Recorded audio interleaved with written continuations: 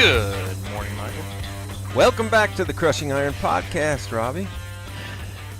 You are Mike Durali. I am Robbie Bruce. Yes. Welcome. Hey, welcome everybody. How are you? How is everybody out there today? Oh man, I'm sure everybody was up late like you were watching people throw around the baseball. Oh, I wasn't up that late. No? Well, 1:30.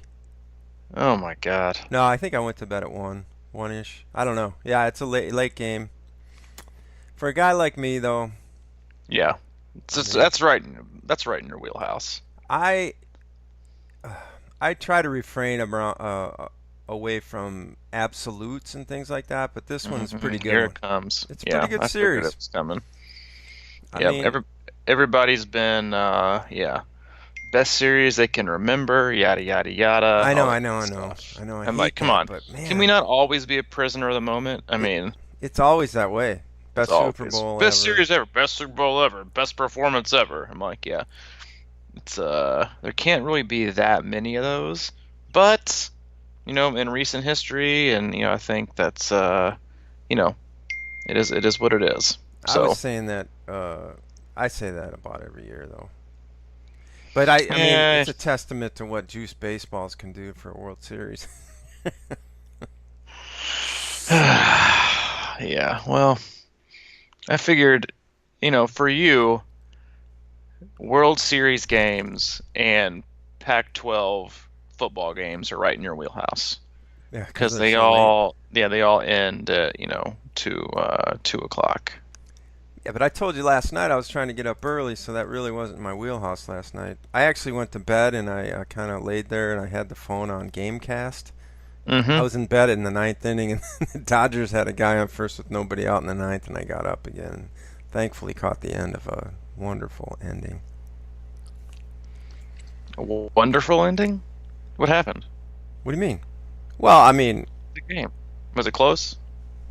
oh, I'm just kidding. Yeah, no, okay. it went to 10. Yeah, I'm just messing with you. I'm just messing. But somehow you got up early. We're doing this podcast super early because I was busy. The day got away from me yesterday.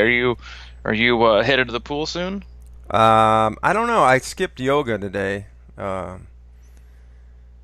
was actually up at 7, and then I had to run a couple errands real quick, and then I got back, and I was going to go to yoga, but I decided that Maddie needed some attention, so we gave a little walk, and then Yeah. and plus my hamstrings are still Ironman-y. And I know that's probably what I need, but you know what I mean? It's like you get out of bed and you're walking around and you're like, damn. Yep.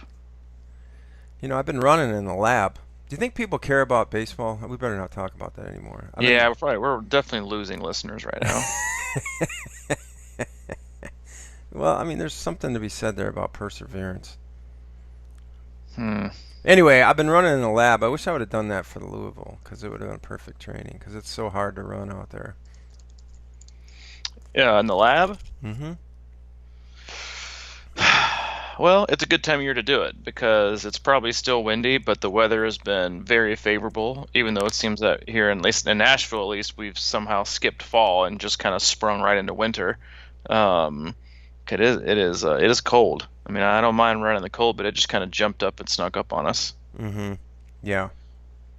I 100% agree. I've been thinking about lately is, getting comfortable with getting uncomfortable.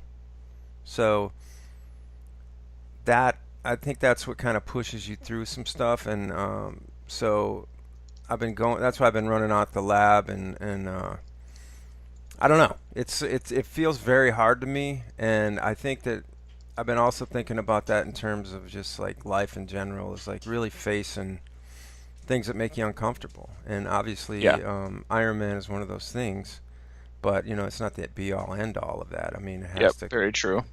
Keep going. So, have you been doing anything lately that makes you uncomfortable? I wouldn't say that makes me uncomfortable. I mean, I think pushing myself like I am right now with swimming is something that I haven't been used to in the past. So, I wouldn't say that it's uncomfortable by any stretch, but it's definitely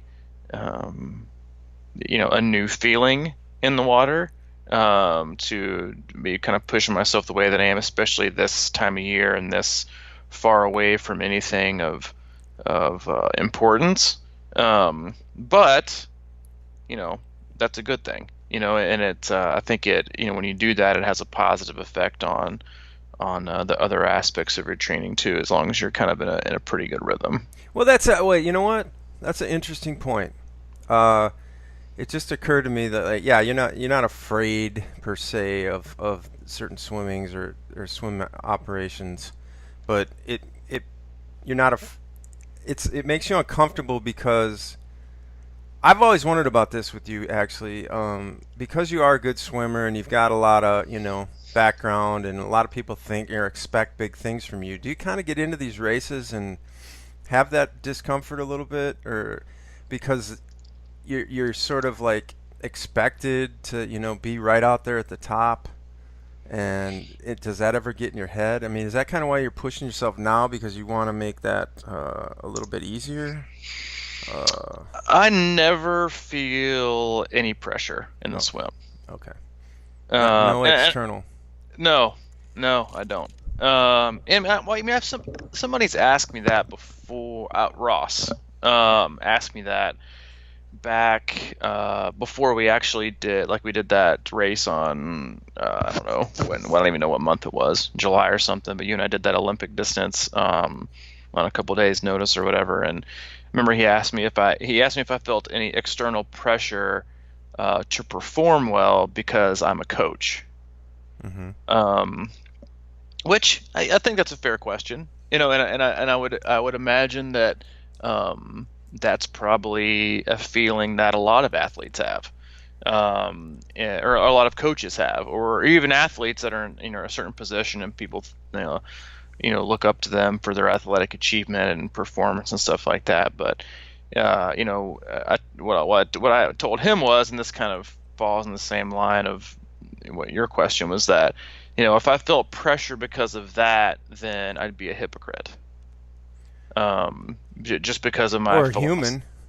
Yeah, or human, but I mean, as far as external outside pressure from other people, that to me it means that I look for that to um, double back on my validation to that I'm performing well. When in reality, the only person that really knows deep down if I perform to my best or to not my best is me. Yeah. And so no, I mean, I honestly have, I don't even think about it.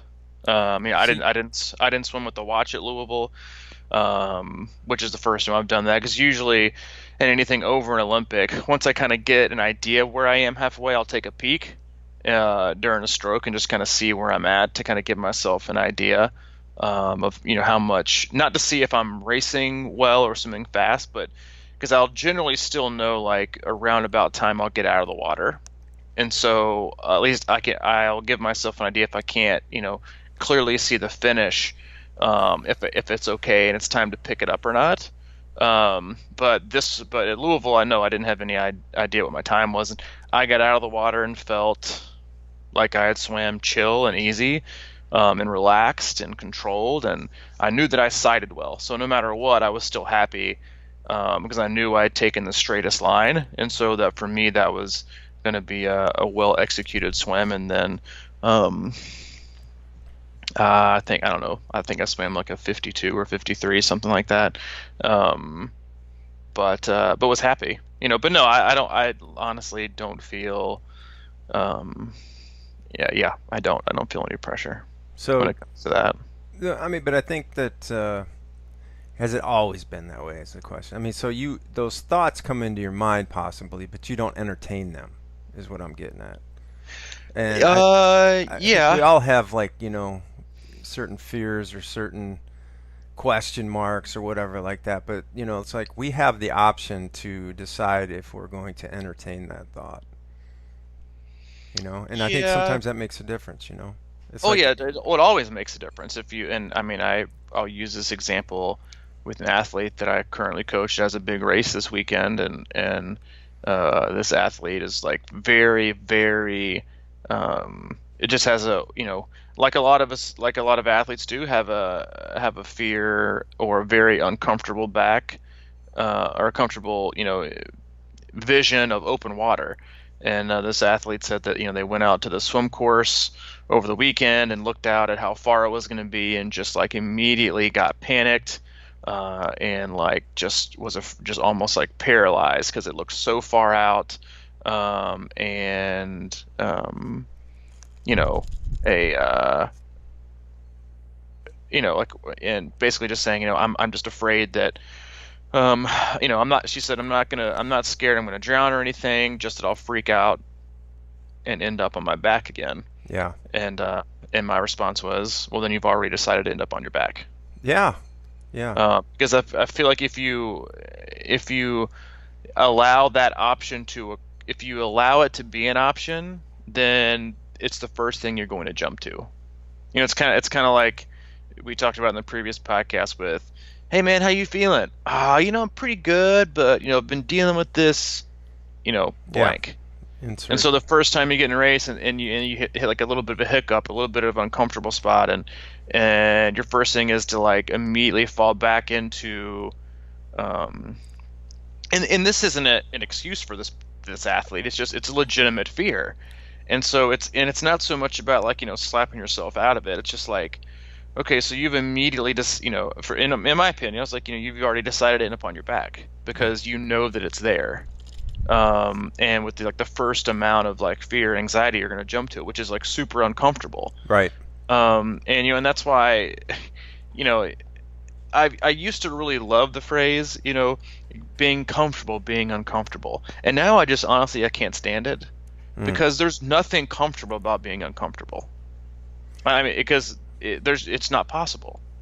Um, Well. but you can dive into the fear and being uncomfortable and embrace it and then just get past it to be comfortable. Mm-hmm. But in that moment, I think I think when you have that mentality, sometimes you can get in that place of denial and fine, instead of, because the point is to move past the uncomfortable part, Right. you know is to embrace it and absorb it and recognize this is fear, this is doubt, this is, anxiety, or whatever you want, whatever it is at that moment. Go into it and say it, for this moment this is happening, but it's not going to change my race. And then after that you move on. Right. And so I get it. I get the phrase, I get the purpose, I get the mentality. I just wish we could phrase it a different way. Or Yeah. for me, it Yeah. makes sense to most people. Well, I guess maybe it's more about being comfortable putting yourself into uncomfortable situations, Okay. and Yeah. that's kind of how I look at it. It's like just for many of us, uh, just jumping in that water is putting ourselves in that spot. Yeah. And I Or think I guess being uncomfortable knowing you're going to be uncomfortable. right, yeah. I mean, just it's sort of a growth platform in a sense where you try things that are hard.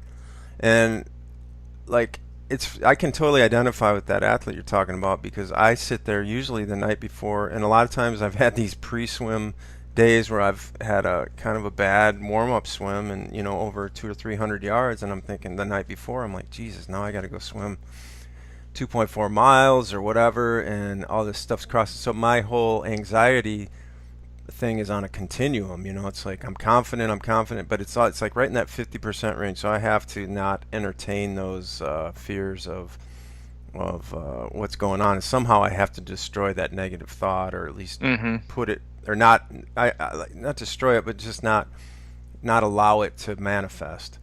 And sometimes that's not the easiest thing to do, but usually by the time the race comes around, I'm in that spot.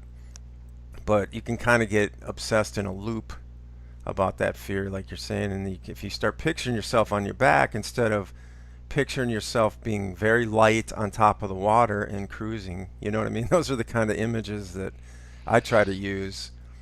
Like Well, butt high, just like, yeah. being very light in the water. I like to think about that on the bike and the run too. And, it's just a framework, or sort of a visualization technique that helps me overwhelm negativity with a positive perspective. Yeah, I mean, what you said just really kind of clicked for me in that, yeah, I mean, you listen, no matter what you do, you really should understand that at some point in the day or during training or during a race or during just everyday life, something's probably going to happen if you're at least around people that's going to make you uncomfortable. And I think the thing is that with this, like, being comfortable, being uncomfortable, it's like, you don't want to be okay with that because you want to ultimately be confident and comfortable. Right. And I think that's where we kind of get trapped a lot, and that's with training and with racing and with life, it goes back to, I think, with complacency and embracing fear and embracing um, challenges and obstacles and that's we talked about it all the time. It's like this in our last podcast, that again, a small interjection is appreciate all the feedback because I apparently that a podcast really hit home for a lot of athletes. But it's like this is like a great time of year to embrace your fear, Mm-hmm. or the thing that's the most uncomfortable for you, or the thing that um, is something that you would just rather not do, that you've always been like, you basically, and I know we go back to it all the time. It's like, but that's people's deal with swimming. I'm just always going to be slow. Mm-hmm. Okay, well, you're slow, ergo you're slow because you've determined that you're going to be slow. We had a podcast back in the 90s, I think, maybe, or the high 80s, which was, don't think yourself slow. Mm-hmm. And you could spin that into, don't avoid being so uncomfortable that you're just stuck being like, the same way you're always going to be. Because a lot of this stuff we just decide that we're going to be this way because we don't really want to think about it. And that's why I have like the utmost respect for anybody who takes on this sport, especially with a lack of background in swimming, because it takes so much courage and so much strength, and so you have to be, I mean, you're uncomfortable all the time. It's a lot of times in the pool as well. And it takes so much, but you also learn so much about yourself. And I've never met an athlete that chose to tackle the most difficult part and the most difficult discipline of the sport, and it hasn't translated positively to the other aspects. Because once you decide that no matter what, you're just going to do your best, and if it scares the shit out of you, it scares the shit out of you. But you're going to at least find out and see if you can get better. And the result is always, guess what? I can actually get better. Mm-hmm. And because that's the most difficult part about our sport is that it's three sports, and you have to marry them all together. But the greatest part of this sport is the domino effect of positivity that comes with conquering one of the sports that you've been like really, really suffering and like just laboring over, just being confident and competent and just nailing it, and then the positive domino effect it has on the rest of them. That's what. Because Yeah. it always happens. It always, always, always happens. Yeah, that's the one thing, and I always feel about swimming like that because I'm thinking about now. That made me think of Blake, right? I'm curious to see how he responds in triathlon now that he has just completely, dove 100% into the swim. We've had him on the podcast earlier, and I can't remember like where he was on the swim, but he just decided he was going to go all out swimming. He just did swim the suck. Hmm. And everything I see posted from him is about swimming. So obviously his swim comfort has gone through the roof. Now going into Oh tryout yeah, next year, you know what I mean? So like yeah, I'm very curious to see how he responds in triathlon with pretty much a whole year devoted to swimming.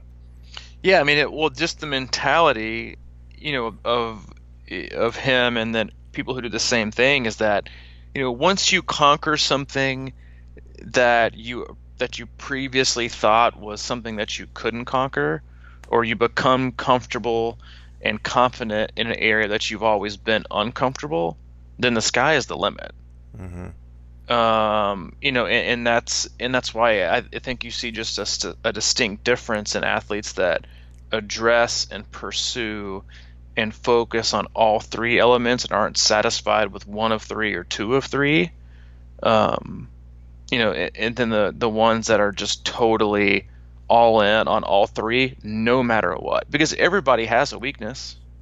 Sure. And that's the thing is like, and you'll be exposed at some point over the course of a race, whether it's the swim, the bike, or the run, and and it's that mentality of but I can make it up on the run, or or it's that complacent settling of, yeah, I've got the swim down though. Ugh, it's like, but I've got this. Like, what does that even mean? Mm-hmm. Like, you don't got it. You've just accepted where you currently are and aren't really prepared to push any further. And that's a mentality that I've had with swimming to a point, is that, yeah, I kind of got this. Like, it doesn't challenge me in the ways that cycling and running do, because in the past those have both been like if I'm going to skip a workout, I'm going to skip a swim.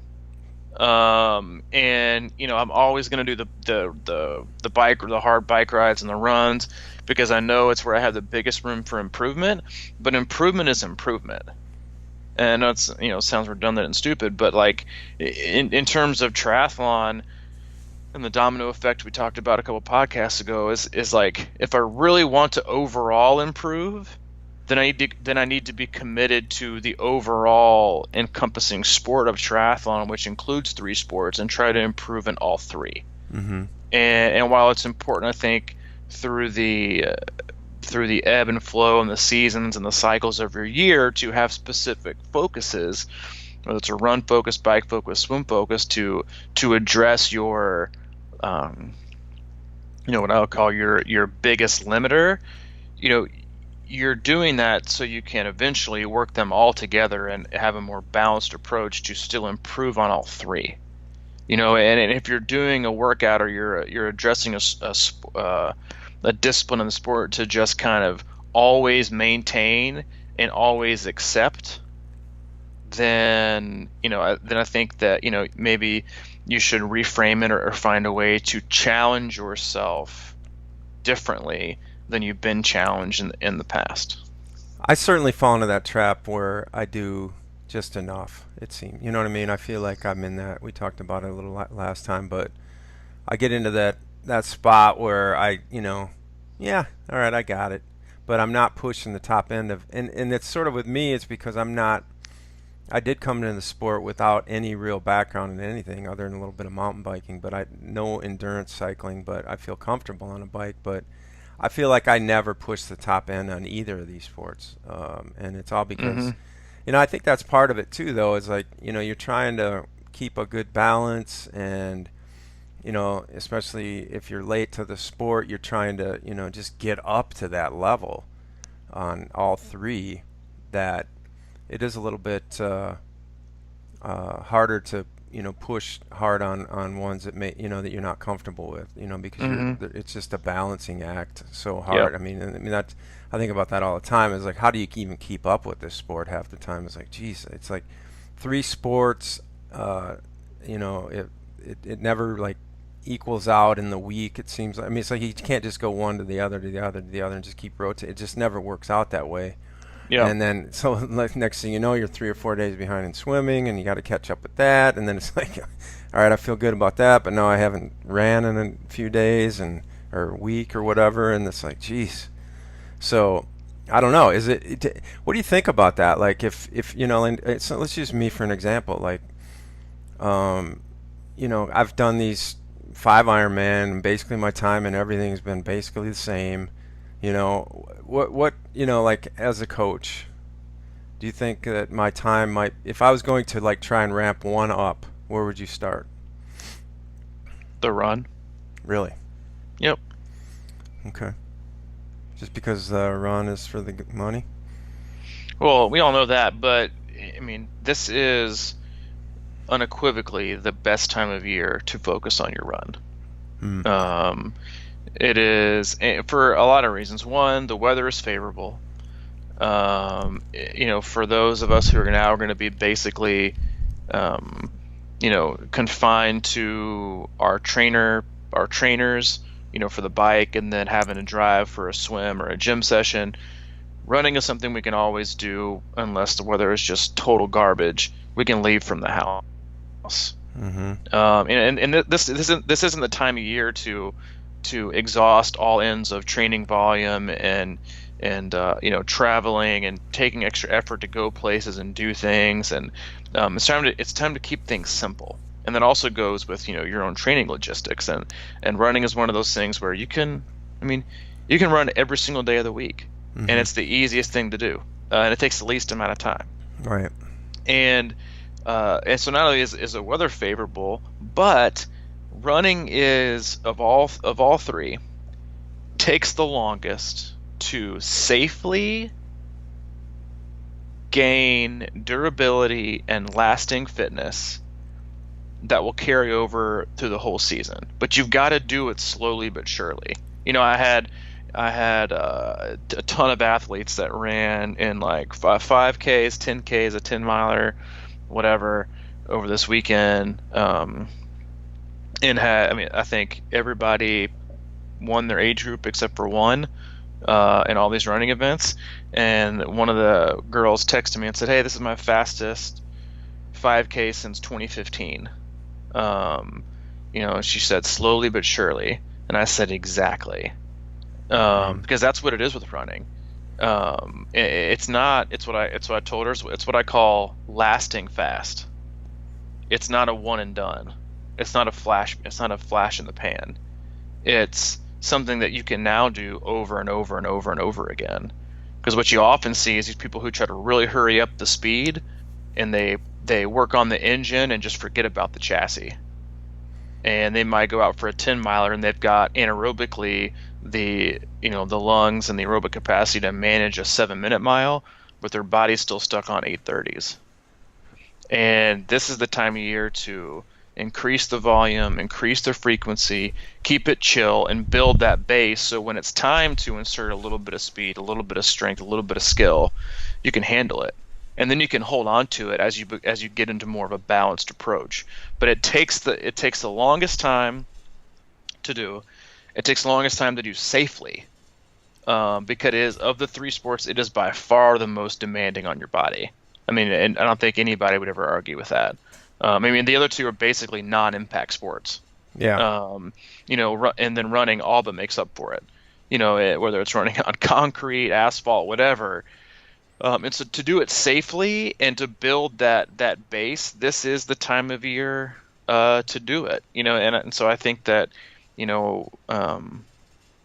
while it's I know that swimming is one of those things that you obviously is something you want to work on, because I don't feel like you just really nail it. Mm-hmm. I think that you need to definitely stick with it. But I think that the more you can run now, the less pressed you'll be to run later. And for you, I think that, and this goes back to, I don't want to call it settling, but it's that you've done the positive and the negative, or the downside rather, of having done 5 Ironman and having run some of them with only a long run of 13. Mm-hmm. You've now got into that mindset of, I don't need to run long. Yeah. I can do it. And it's the same that would go with me when it comes to swimming. I know I can probably go sub 1 hour and whatever. And you've gotten in that mindset because, well, basically it's 100% my fault. Because your very first Ironman Wisconsin, your longest run was 13 miles, and you ran the whole marathon. Yeah. And so you're like, oh well, but I can do it. But it's like, what if, well, okay, well, just because you can do it, it doesn't mean there isn't something better. And it's more than anybody, I by no means am calling for, 3-hour runs. But Yeah. what I do think is important, and what you did that time when I was working with you on a day-to-day basis, was it was a lot of frequency. You were running 5 days a week, but it was 20 minutes, 30 minutes, an hour, 45 minutes, a Moneghetti here, a little bit of an hour and 15-minute here. It was very, very, very, very, very consistent. And consistency, again, as we talk about almost all the time, is the biggest determining factor on success. And so I think for you, that is um, instead of being like, well, you're racing now with your old resume. Hmm. And I think we all do that. Oh, but I've done this, so I know I can do it. Okay, well, guess what? You're definitely not the same athlete you used to be. And that used to be okay back then. And congratulations on leading this company in sales back in 2015. But if you're still resting on that, then I don't really want you to be a part of this team. It's like, um, well, I won the Super Bowl then, or I was it's like the old dude that's in his mid 30s and still wearing his high school state championship letter jacket. You're like, congratulations, bro. I see you with your class ring still on. I see you with your varsity jacket, but that's old news, man. We've all moved on and done bigger and better things. And I'm not saying you've done it to that extent, but I'm the guy with the letter jacket. good. You're the guy with the Ironman Wisconsin letter jacket. Wisconsin letter jacket. Like, hey, man, this is the race that I did. My first one after 50. We even got a podcast about it. Like, this is me.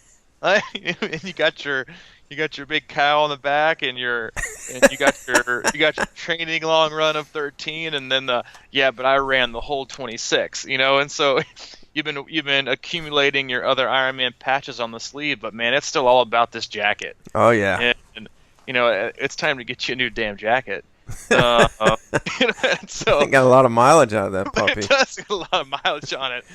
But no, in all seriousness, I mean, it's kind of like that, and I will admit the same, in my first Ironman I ever did, I swam like a 101. Every time after that, I've been sub an hour.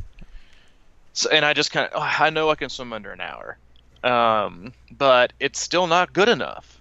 Yeah. Like, it's the mindset. That's the problem.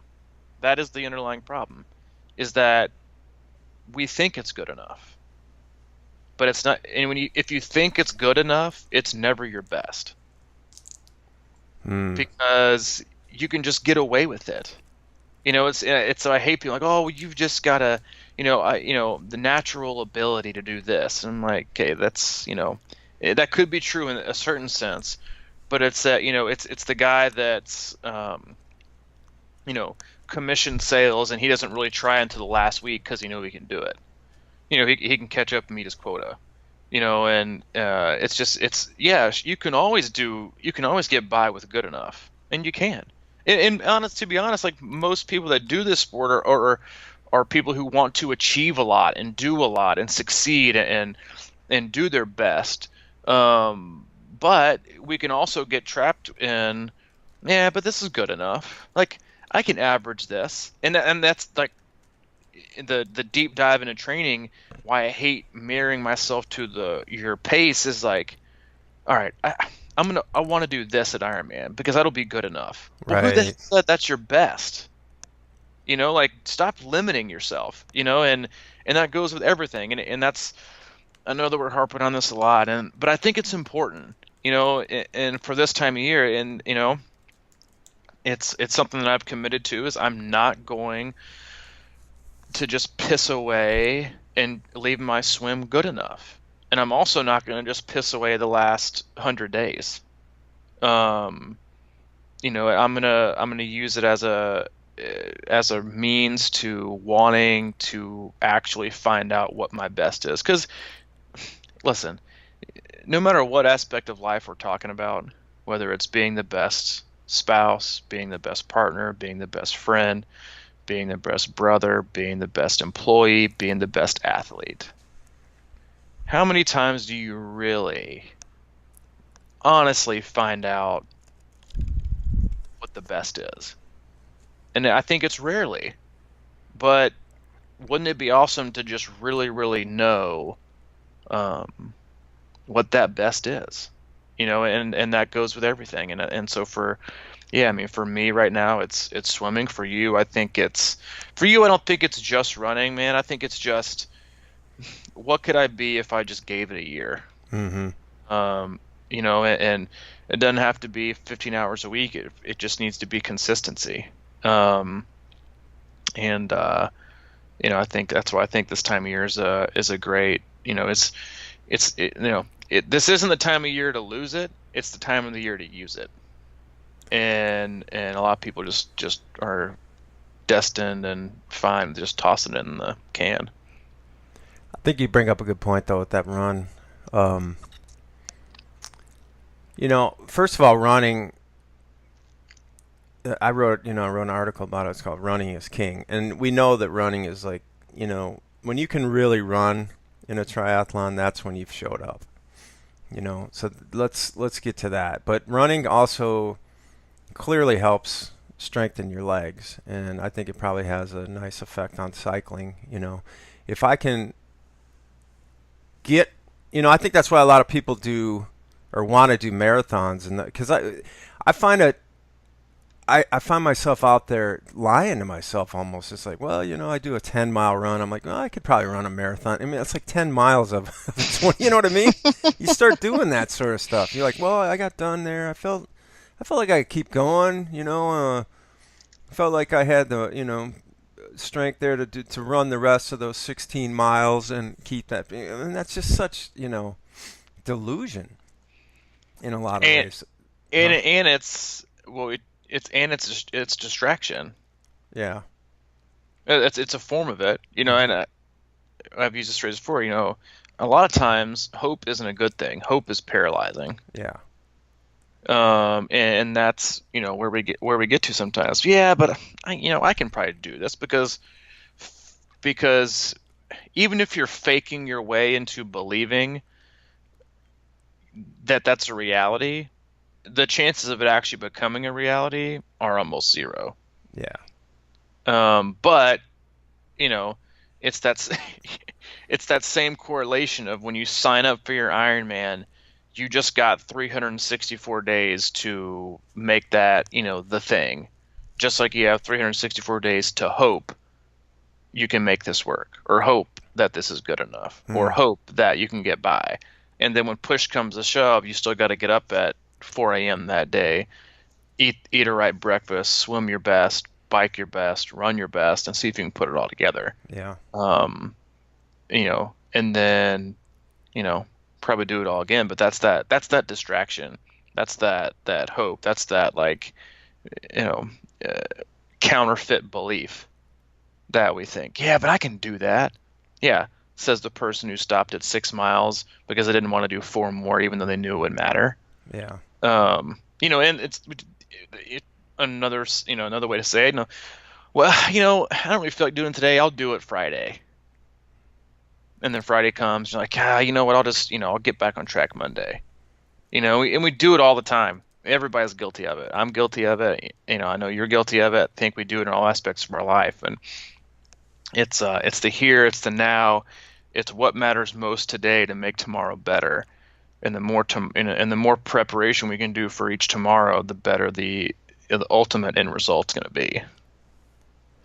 That you, I say that about, yeah, I'll run that 16 miler tomorrow too. It's like I'll go out today and try to hit that or whatever, and I'll run 10, and I'll be like, well, I'll just do that next time.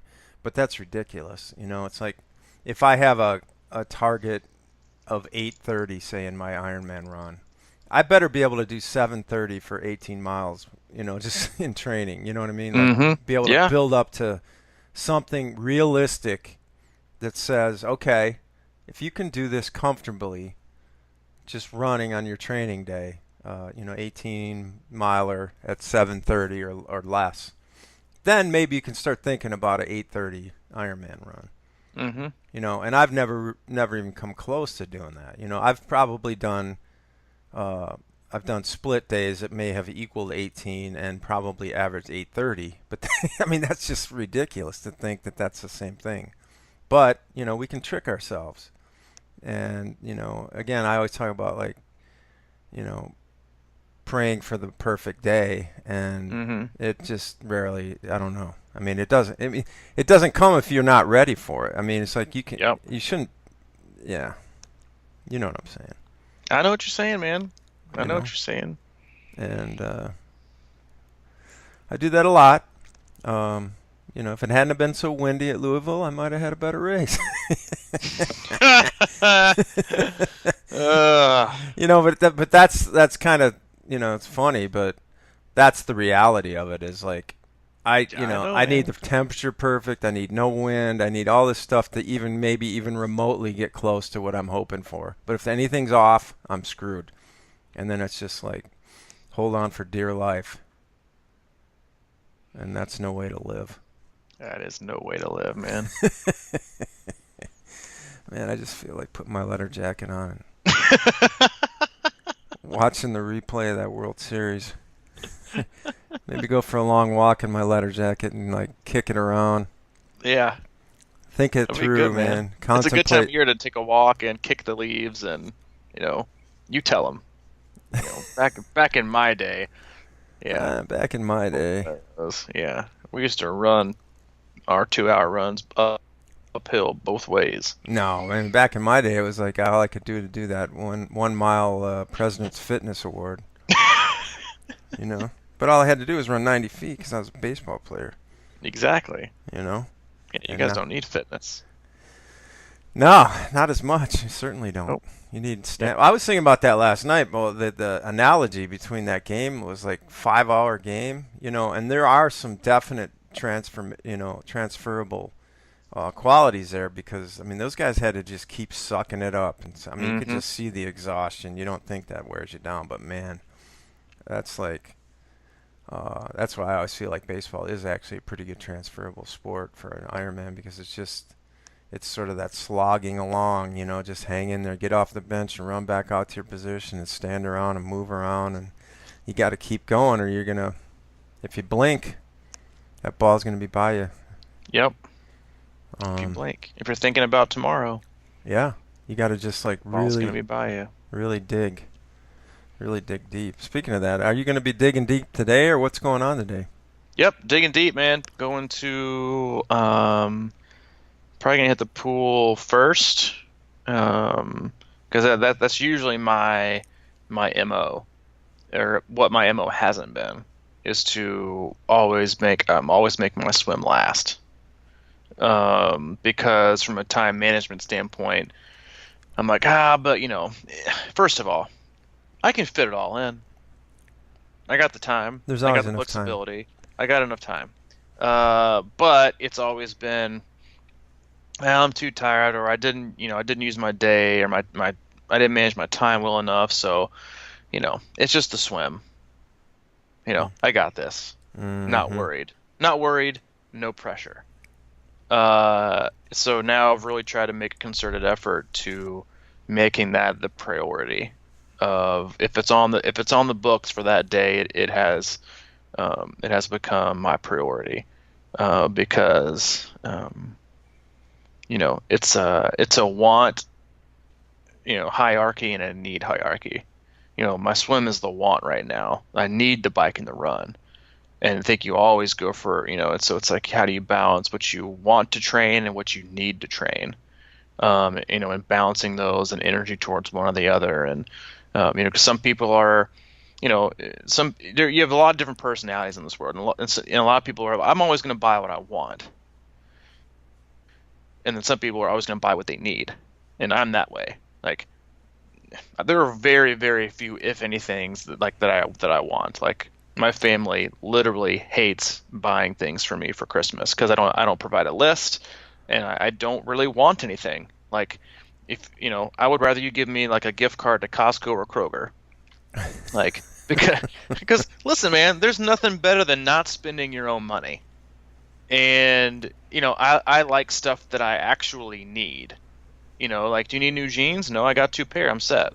Well, don't you? But it's about what you want. Mm. Maybe for you it is. For me, about what I need. Like, I don't like. Listen, Saturday I went to NRC with Allie, and I got a new pair of running shorts. Not because I wanted them. She's literally been trying to convince me to get new running shorts for over a year. I've had, this is a confession, I have had two pair of running shorts the last 6 years. They both have gaping, ripped holes in the crotch. Now I wear tri shorts underneath them, so I'm not I'm not Hmm. that guy running around on the wanted list. But I said, you know what? I give in. You're right. I do need a new pair. so so I got a new pair. But literally, the other two pair I've had are black. They're the exact same, and I've had them for 6 years.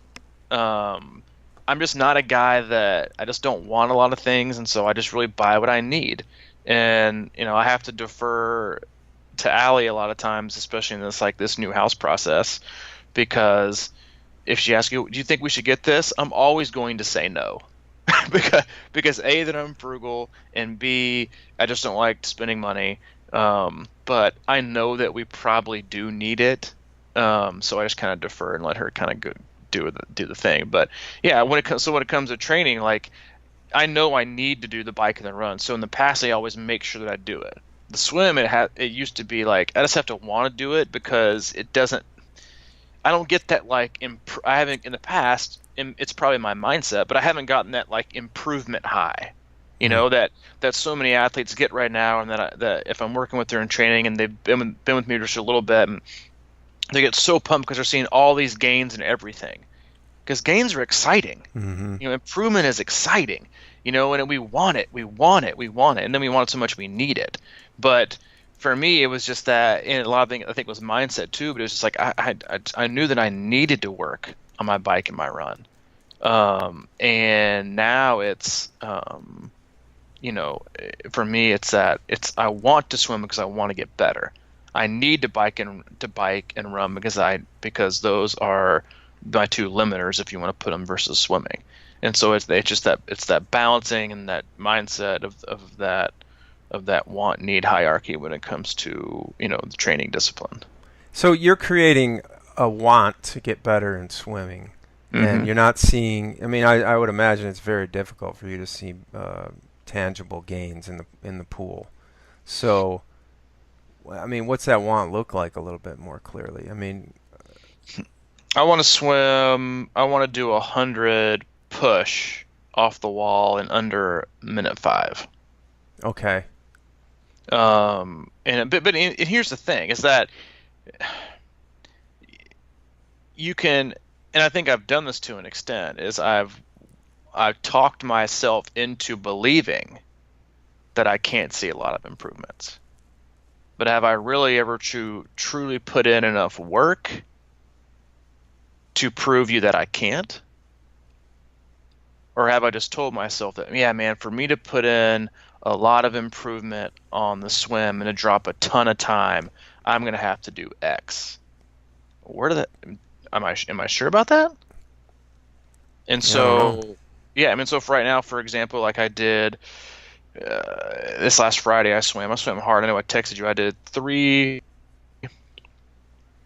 a set where I did three 100s band only on 20 seconds rest, and then I followed up immediately with four 100s, like zone four, which is like Olympic pace, on 30 seconds rest. And I did my three 100s band only at like 130, which is pretty swift Hmm. for me. And then I did my four 100s at around 112. Which is really good for me the way that for what I've been putting in recently, Hmm. and that's good for pushing off the wall, for not going in from a dive, and I don't, if you're a swimmer and you know this term, I don't work the walls either. A lot of people I think when they learn how to flip turn, they do what they call working the walls, and that means they take like a really really really hard flip turn and they push off super hard. And then the next day they wonder why their feet are sore and their legs are sore from swimming. Um, So I take a very, but anyway, I want that to get down to uh, definitely sub 110, 105, 106 area. Um, and I think that'll translate to, a 25, 26 minute, 70.3 swim. And if I can do that, it's all about raising the bar and lowering the pace, to make because if I can make it to 105s, my 120s will seem easy. Right. And if my 120s can seem easy, then I can get on the bike feeling fresh and with a little more of a cushion. So it's all connected. But yeah, it's right now it's a want. And it's unsatisfied. I'm just unsatisfied with the effort I've put in the pool. And it has also kept me super energized and super engaged with my bike and run, workouts and staying consistent and just not being okay that, and listen, I'm not here to tell you that you're not going to have days where you just don't got it. You literally can't give it 100% every day. You just can't. And people that tell you that are lying to you. Um, you can do the best you can that day, but to give it 100% with your perfect health and sleep and nutrition and life, like it's just not going to happen every day. But I'm just, yeah, like I said, I think about sitting in that damn van every single day, and it just chafes me raw. What van? The one down by the river. No, Oh. I'm kidding. The one, no, the one at Louisville. Oh, yeah, yeah, yeah, yeah. And I sat in this van waiting to get taken back to town. And I was already, even though it wasn't going to be the race that I'd wanted or the performance that I wanted from a time standpoint, I was still mad that I just didn't wait however long it would have taken to get my bike fixed to get back on the road. Mm.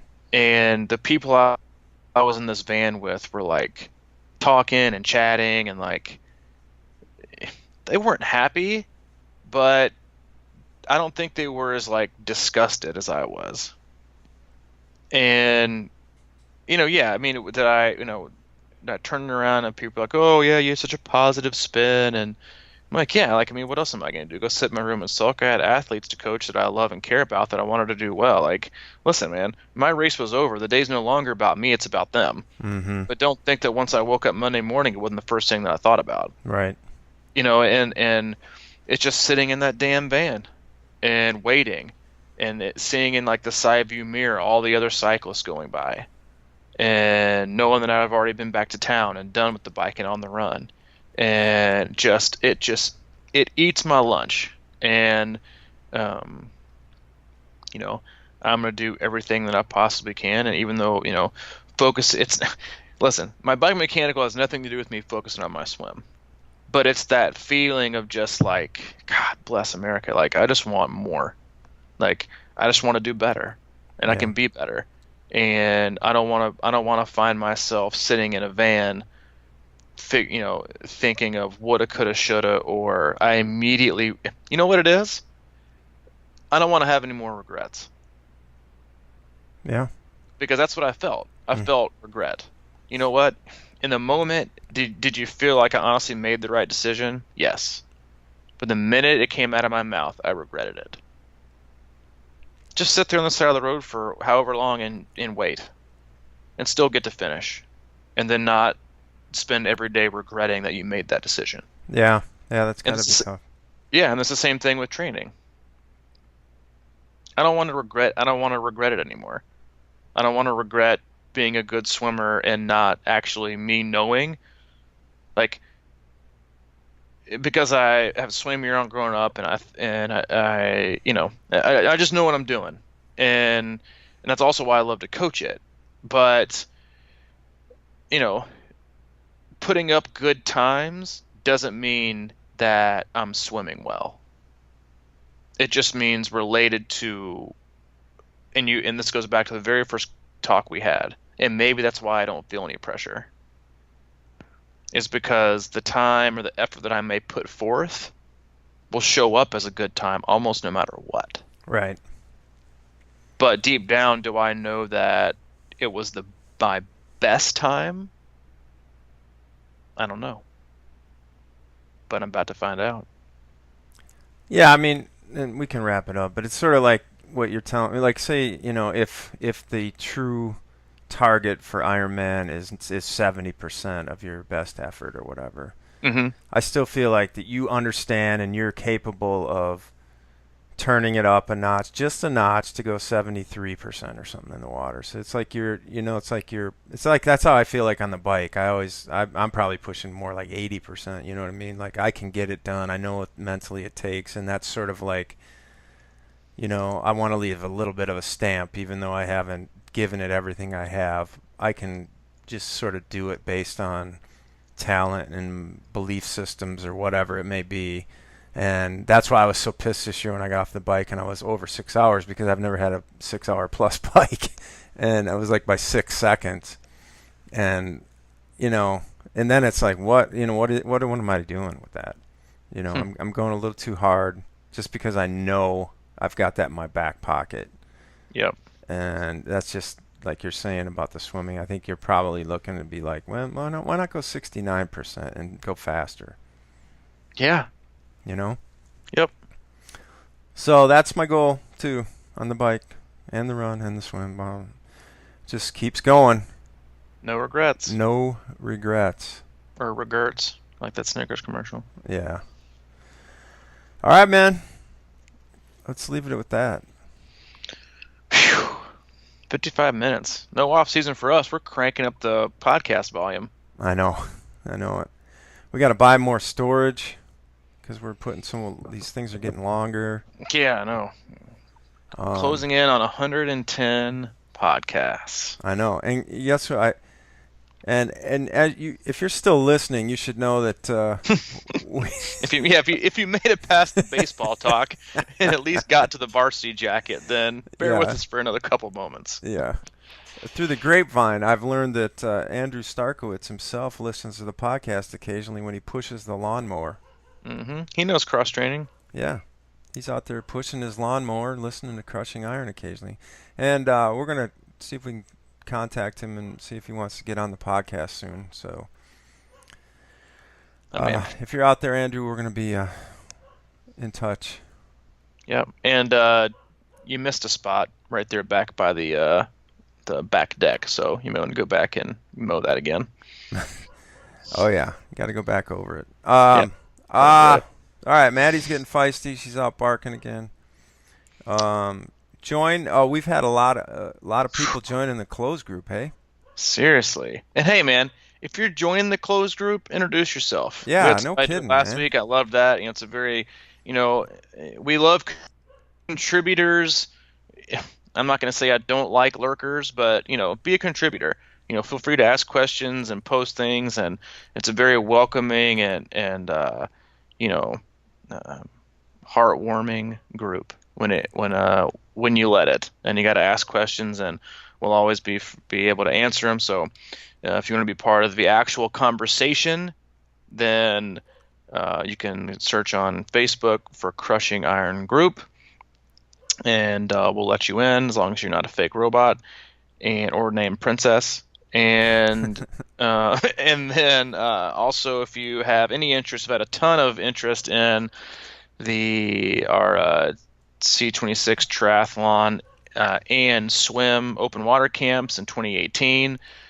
We have about 60 people signed up for both, and I'm sure it's got nothing to do with the Normatec giveaway. So if you aren't in our closed group, we are anybody that is signed up for either the triathlon or swim camp between now and November 15th. We'll be giving away one pair of Normatec Pulse boots to a lucky athlete, and so we have some spots left. So if you're thinking about it, jump on board. And then if you are interested in learning more information about being a part of our just ridiculously awesome and amazing group of athletes for 2018 or sooner, you can email me at c26coach@gmail.com. No application needed. You just have to be kind, welcoming, and want to find out what your true best potential is on and off the race course. Yep. And there's really everything you want to know about us is at crushingiron.com. So go check that out, including coach pricing and camps and pricing. All that stuff's up there. crushingiron.com. Yep. Gear and letter jackets. And transition shorts. You sound very humbled. Oh, everybody's just so humbled now. Yeah. Give me a break, people. You're not all humbled. I'm humbled that we just crossed an hour.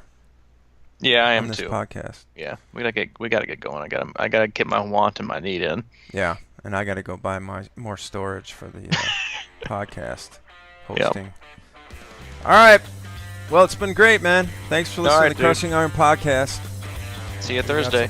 We will see you soon. Bye-bye. Bye.